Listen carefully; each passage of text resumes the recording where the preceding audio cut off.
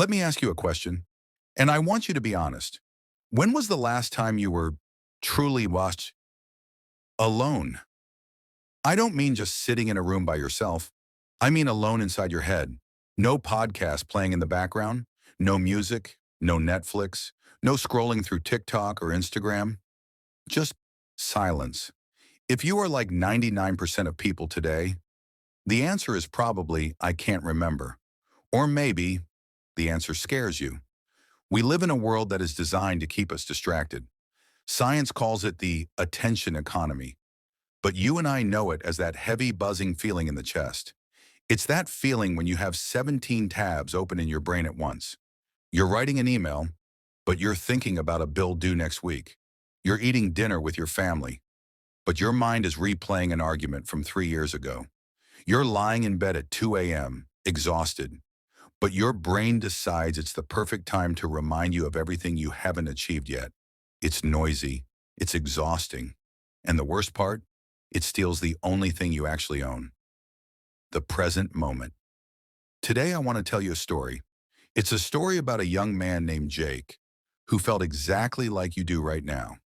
And it's a story about a simple glass of water that changed his life forever. If you watch this video until the end, I promise you one thing. You will learn a simple 2-minute trick that can turn off the noise in your head instantly. Meet Jake. On the outside, Jake's life looks great. He's 27. He has a good job in marketing. He has friends. He goes to the gym. If you looked at his Instagram stories, you'd think he has it all figured out.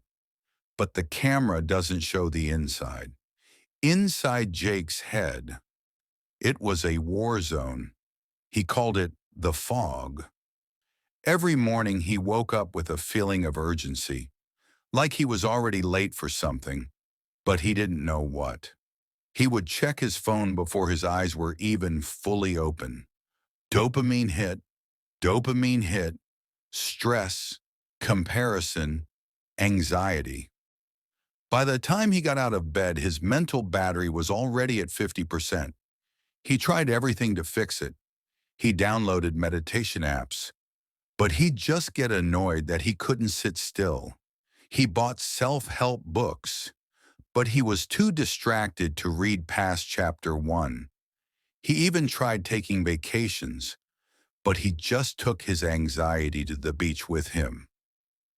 One Tuesday evening, Jake hit his breaking point. He was sitting in his car, parked in his driveway. The engine was off. The house was quiet, but his hands were shaking. He realized he had driven home from work, and he couldn't remember the drive. He was on autopilot. He whispered to himself, I just want it to stop. I just want quiet. And that's when he remembered a rumor he'd heard from a friend. A rumor about an old man, a recluse, living in a small stone cottage up in the hills. People said he wasn't a guru. He wasn't a monk. He was just a man who had cracked the code to silence. Desperate, Jake took the next day off work. He got in his car and drove. For the first hour, his mind was still racing. Is this a waste of time? What if my boss emails me? I'm an idiot for doing this.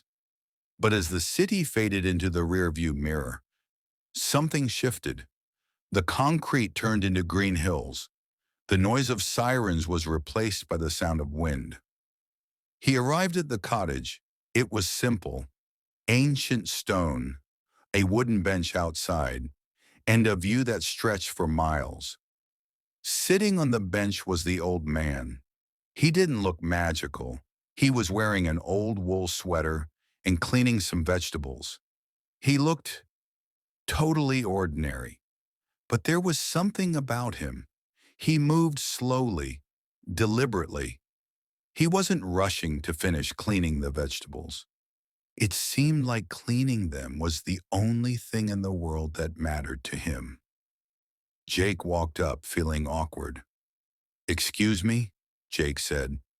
The old man looked up. His eyes were clear, uncluttered.